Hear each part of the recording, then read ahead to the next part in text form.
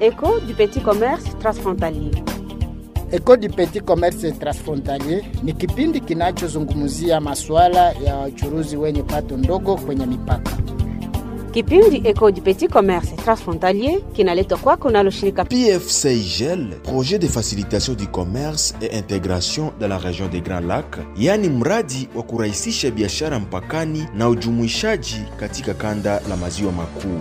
Kwa kushiriki kipindi Écho du petit commerce transfrontalier, tuma ujumbe wa SMS au tumia WhatsApp kwenye namba 097 41 22 356 085 088 59 45.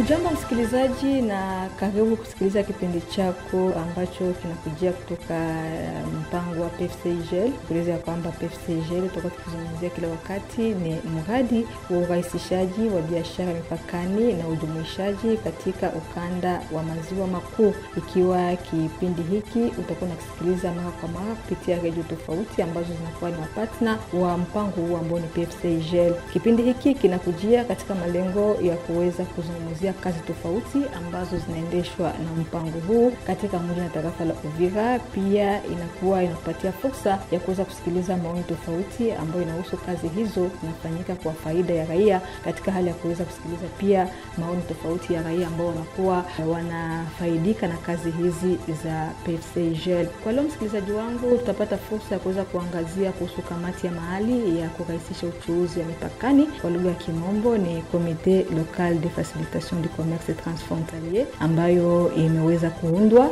Kwa kipindi hiki utajua kamati hiyo imeundwa wakati gani, inahusu nini, inafanya kazi zake wapi, na wafanyabiashara watafaidika nini katika kamati hii, na namna gani wanaweza wakajumuika ama wakafaidika na kazi ambazo zinafanyika na kamati hii. Mimi bila shaka niite Josephine Ngubi, karibu na tuende sote.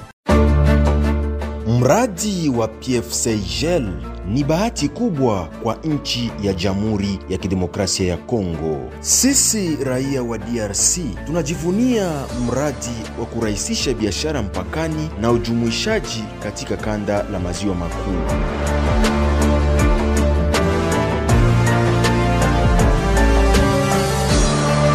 Msikilizaji, nimekueleza ya kwamba tunapata fursa kwa leo ya kuweza kuangazia kuhusu kamati ya mahali ya kurahisisha uchuuzi wa mipakani katika kipindi cha kazi za mradi wa PFCIGL. Na hili kuyazungumzia, tumepata fursa ya kuweza kumpokea kiongozi ama chef de division provinciale wa commerce ku Sud Kivu ama de la province de Sud Kivu, na esi mwingine ni bwana Corneille Wasikwa Mukamba ambaye ni mwalikwa wetu kwa sasa. Atakuwa na muda mrefu kabisa kuweza kutueleza kulingana na mradi huu. Kwa hiyo karibu ili uweze kuelewa mengi. Mradi wa PFCIGL ni bahati kubwa kwa nchi ya Jamhuri ya Kidemokrasia ya Kongo. Sisi raia wa DRC tunajivunia mradi wa kurahisisha biashara mpakani na ujumuishaji katika kanda la maziwa makuu.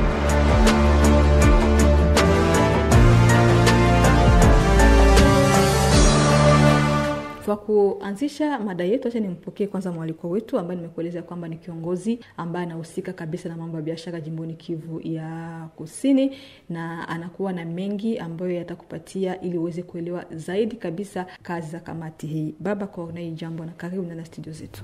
Jambo sana. Asante, tunakukaribisha katika studio hizi kiwa kipindi hiki, kipindi ambacho kinasikika kwa faida ya raia. Tungependa kujua kwanza hii Comité Local de Facilitation du Commerce Transfrontalier imeundwaje? Asante kwa kunipa masemi kwa saa hiyo. Hii kamati tunaita Comité Local de Facilitation haikushuka mbinguni, haiko miracle visho nasema kanisa. Inafatana na mpango wa serikali wa Kongo, zaidi kutokea Ministeri ya Commerce Exterieur yenye ilipanga kurahisisha uchuruzi mpakani, inaitwa mkimombo la Facilitation du Commerce. Kwa kufatana na ile yote mpakani inataja mainchi zenye kuungana kwa njia ya mpaka, na hiyo ikabidi kukwe maakor katikati ya nchi yetu Republique Democratique du Congo na Burundi. Maakor zikakuwa sinye kati ya nchi yetu mbili. Mezile maakor kwa kuwa ziendelee mbele, kuliomba kukue matexte mukila nchi ya kurahisisha uchuruzi mdogo mpakani. Kwa ngambo ya Burundi wakafanya teksa banaita ordonance yabo kulingana na namna yabo ya kutumika kati ya uchuruzi mpakani. Kwetu ku Kongo kukawa texte banaita arrete interministeriel ya kurahisisha uchuruzi mdogo mpakani, ile banasema l'arrete qui consacre le RECOS, yenye ilikuwa sinye na ministre wa commerce na ministre wa finance. Ndani ya ile arete banaonesha faida ya mchuruzi mdogo mpakani, banaonesha nani mchuruzi mdogo mpakani, nini mchuruzi mpakani anaojisha, pesa ngapi mchuruzi mdogo anapaswa kuwa nazo kwa kuvuka mpaka.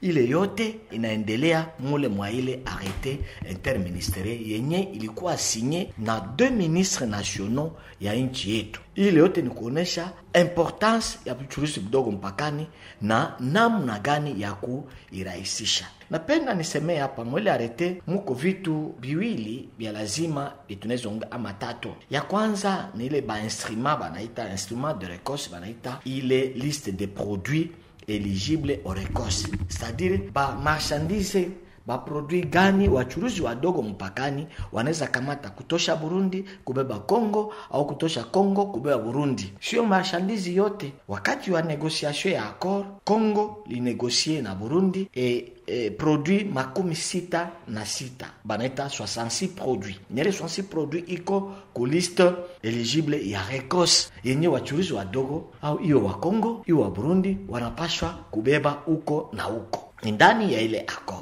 ile accord balisema il faut turahisishe buchuruzi le produit de cru kama tayua yenye aisubiri transformation, c'est-à-dire inatoka mashamba inaenda vile na kadhalika. Ni inapishana na buchuruzi ingine yenye naomba ipite kumashini kubaizine tusa, ile itaenda kufanyika kukipindi ifatayo juu ya kurahisisha buchuruzi mdogo mpakani. Baada ya hiyo iliomba paske Burundi kuko wachuruzi wadogo mpakani, Kongo kuko wachuruzi wadogo mpakani, katikati ya watu au kosake misharabaka na matatizo. Ndio serikali yetu kasema hapana, ifo kuwe kigundi ya kuweza kusumulia ukuzungumza na wengine wakati ya matatizo ya wakongomani na watu wa Burundi ube ya baburundi na wakongomani.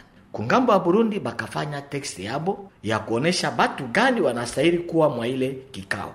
Kwetu ku Kongo gouverneur wetu wa Sud Kivu akafanya arrete, ile arrete ya numero 25005 ya gouverneur ya le 26 mai 2025.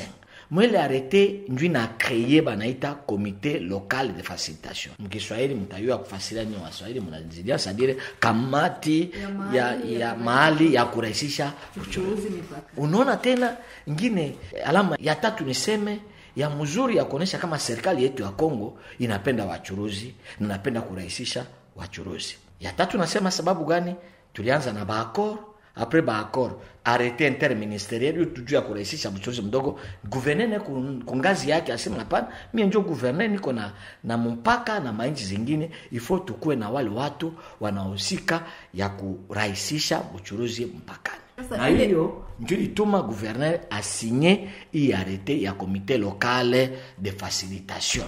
Kamati ambayo tunazungumzia kwa sasa kwa lugha ya Kiswahili ni kamati ya mahali kwa kurahisisha uchuuzi mipakani. Kamati yenyewe sasa ambayo umesema historia namna gani imefikia kuundwa, lakini tungependa kujua hiyo kamati inakuwa na jukumu gani haswa kwa faida ya wachuuzi wadogo mipakani. Gisi maneno inasema ni kamati ya kurahisisha buchuruzi mpakani. Sadi tatizo yoyote, tabu yoyote mchuruzi mdogo mpakani atakaopata, ile kamati itazungumzia na kupata suluhisho juu ya faida ya mchuruzi mdogo mpakani. Ni maana yake kusema nini? Ile kamati itaongozwa na kigundi moja hivi yenye inajulikana, yenye liweza tajwa ndani ya ile arrêté. Ndani ya ile arrêté ba membre ya ile kamati ni division ya commerce extérieur, ba membre ya ordre opérationnel benye banakuwa kudouane, c'est-à-dire DGDA, DGM, PNHF, OCC, police des frontières, société civile, kwenye kuwa ba groupement chef de groupement iko ndani, kwenye kuwa mairie iko ndani, kwenye kuwa apport batu ya chef de port biko ndani, na ba association ya wachuruzi wadogo mpakani feke nao vile vile na unité de gestion ya ba projet. Haiko tu PFCG la upeke. Ba projet ziko za mingi. Inaweza kuwa OIM, inaweza kuwa par exemple Search of Common Ground, inaweza kuwa kwa mfano Alert International, wale nao wanaweza kuwa na ndani juu ya kuleta ujuzi, connaissance, experience yao kwa kuweza kutatua mashida mbalimbali yenye inaweza kupatikana kati ya wachuuzi wadogo mpakani wa Kongo na wa Burundi, au kati ya wachuuzi wadogo mpakani na wafanyakazi katika mpaka. Ni hii komite kazi yayo. Komite yake ni kazi gani? Ita faciliter d'abord fluidité ya échange ya commerce. Donc wachuruzi wako wanapita na statistiki ya mchuruzi marchandise za mingi juu ngambo yote mbili iko hivyo.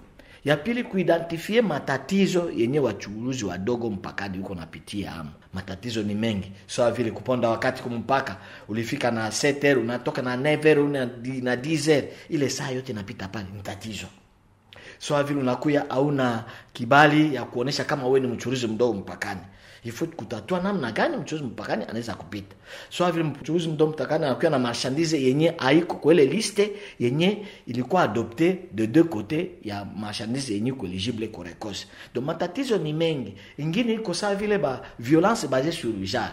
Parce que kuna kuwa watumishi katika mpaka wanafaa kuize na pouvoir yabo juu ya kutatiza wachuruzi wadogo mpakani. Kuko ba violence basée sur le genre, mwingine atamtombokea, mwingine atapika utanisamee, unampika kofi kulitako, asio mko wako unampika kofi kulitako, si matatizo ile. Ile matatizo yote hii kamati ndio kazi yao. Na baada ya kamati ile matatizo yote wakati banaitatua ngambo ya Kongo, ya kupata jibu ku kamati ya Kongo, sababu kiini ya tatizo ni ngambo ya Burundi, watakutanana kwingine kamati yenye inaitwa Comité Mixte Frontalier. Ile ndio itachanga sasa kamati ya Kongo na kamati ya Burundi juu ya kutatua ma difficulté ba probleme ya wachuruzi wadogo mpakani kuhusu ngambo na ngambo. Naona kazi ya kamati. Kazi ya pili.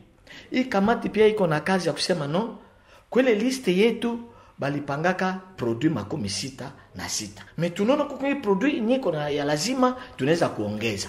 Ile kamati ita prepare mureneo yabo no tuongeza produit fulani nye batasumete tena ku comité frontalier gisi comité frontalier kungazi ya juu ba vote zingine produit zenye zilitikiwa na wachuruzi wadogo ngambo yote mbili ziingie ku liste ya wachuruzi yenye inaruhusiwa mpakani. Kisha ile kuko ingine ya kusema wakati kuko shida yenye komiti haiweze kutatua mungazi ya province, tapana rapport kwa liwali wa jimbo wetu asili Kivu, mwalimu Jean-Jacques Purusu Sadiki, naye atatuma ile rapoti kungambo ya ngazi ya juu, na ngazi ya juu itaweza kusumulia na ngazi ya juu ya nchi ya Burundi, na kisha pale tunaweza kupata suluhisho kufatana na tatizo yenye tulikuwa na. Pasi matatizo zikuko za hali ya uchuruzi, zingine za politike, zingine za diplomasia, kuko yenye hii kamati haiwezi kutatua,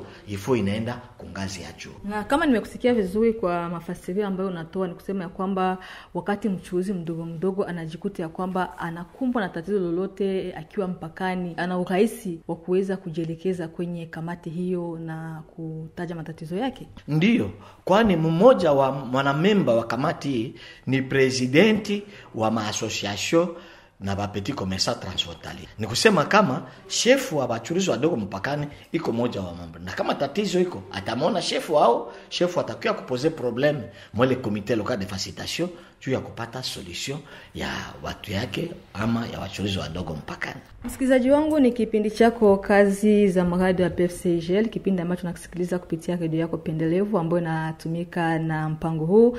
Mradi hizi kukuhakikishia kwamba unaelewa kazi ambazo zinafanyika na mradi huu, na pia pia unapata fursa ya kuweza kutoa maoni yako ili kuhakikisha ya kwamba unafaidika kweli na kazi hizi ambazo zimeundwa kwa ajili ya mchuuzi mdogo mdogo, kwa ajili ya mkaaji wa Uvira, mkaaji wa jimbo la Kivu ya Kusini na mkaaji wa nchi nzima ya Kongo. Na kwa leo tuko tunaangazia kuhusu kamati ya mahali ya kurahisisha uchuuzi wa mipakani ambayo imeweza kuundwa, na ndani ya studio niko naye kiongozi ama chef de division provinciale au commerce extérieur ya jimbo la Kivu ya Kusini ambaye iko anatuelewesha namna gani kamati inafanya kazi. Mradi wa PFCGL ni bahati kubwa kwa nchi ya Jamhuri ya Kidemokrasia ya Kongo. Sisi raia wa DRC tunajivunia mradi wa kurahisisha biashara mpakani na ujumuishaji katika kanda la maziwa makuu.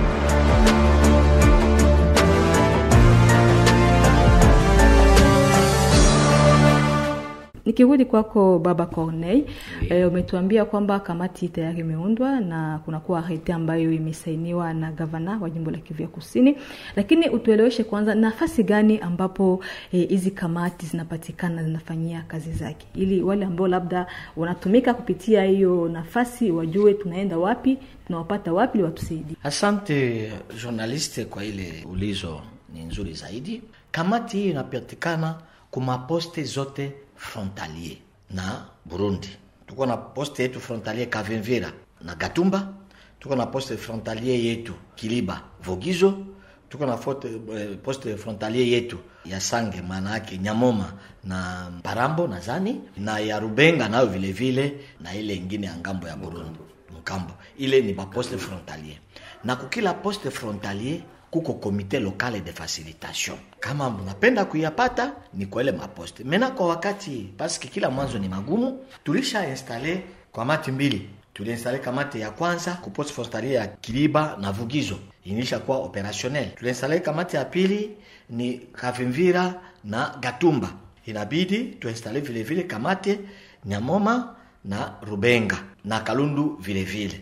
Ile inatubakilia karibu kamati tatu yenye tungali tutashimika na ianze kazi. Metatizo kidogo yenye kuwa Rubenga na Nyamoma ni kusema ilikuwa ba frontiere yenye ilikuwa ya kufungiwa wakati wa COVID, na baje ya ordre opérationnel bakatowekwa juu kulikuwa tatizo ya magonjwa ya COVID. Sasa inaomba chaque service yenye kuwa na baja ku frontiere baweze kunome bangine ba representa babo juu kazi iendelee. Juu bale ba representa ile ma service ni bana memba ya comité local de facilitation. Na ile tunachunga ma service zenye zinahusika na wale wana memba Rubenga na Nyamoma, sabata désigner wale na kisha tunaenda kuinstaller. Mais tunabidi ya kwamba Kalundu itakuwa dans quelques jours tutaenda kuinstaller nako vile vile pase pale hakuna tatizo, ba membre bote biko au grand complet. Na wale tayari wamekwisha kushimikwa ama kamati ambazo zimekwisha kuanza kazi, ni kweli zimeanza kazi? Kwa maana inakuwa inaonekana ya kwamba labda kuna itilafu tofauti ambazo zinakuwa zinaripotiwa mipakani.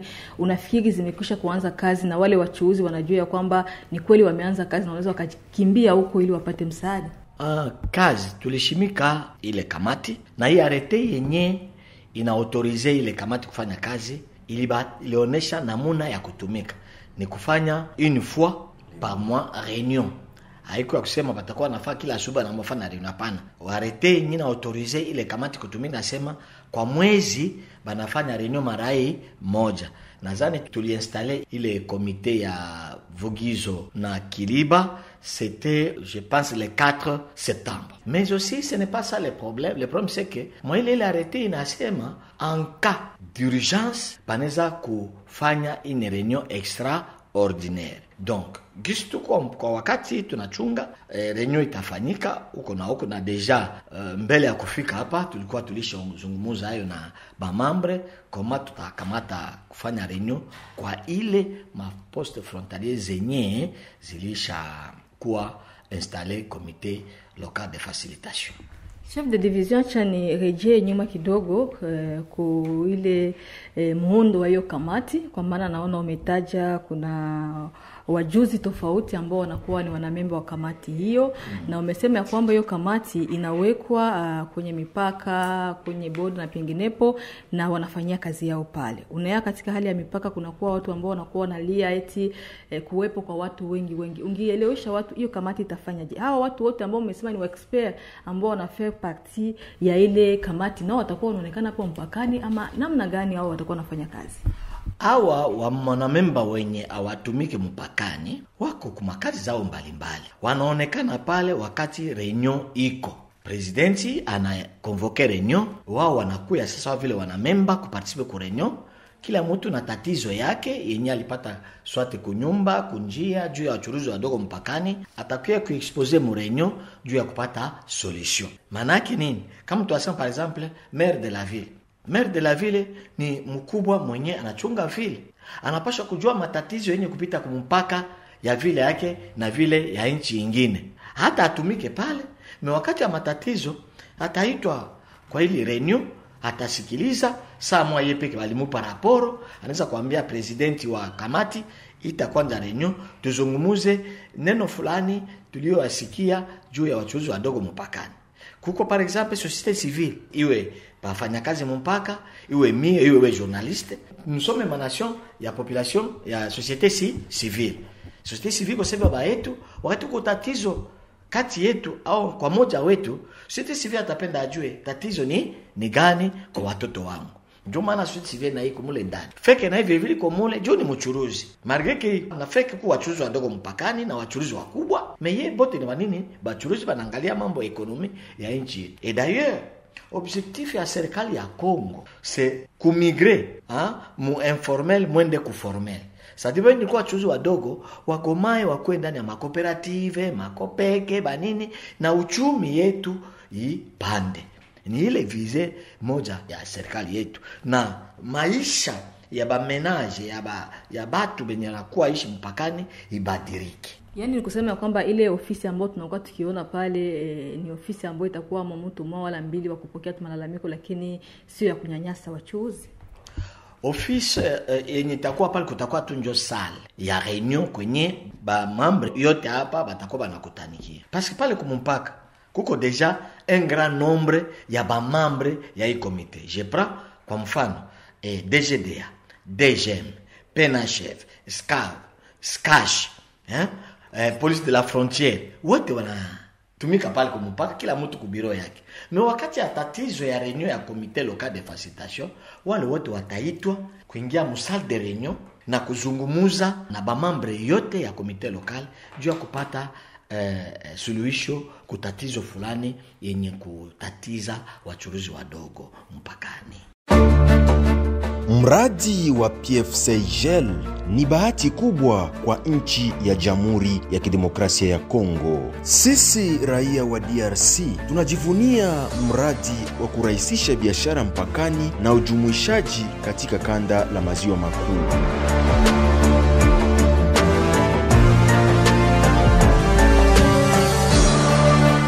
De division kuna wachuuzi wadogo wadogo wa mipakani ambao wanafuata kipindi chetu cha leo ambacho ni kazi za mradi wa PFCGL, na labda ambao wanaonekana kwamba wanakuwa na matatizo mengi na ambao wanafikiria kwamba labda kazi za mradi huu labda rekose ni kama vile ni mambo tu ya kuzungumza ambao labda haivai mwili.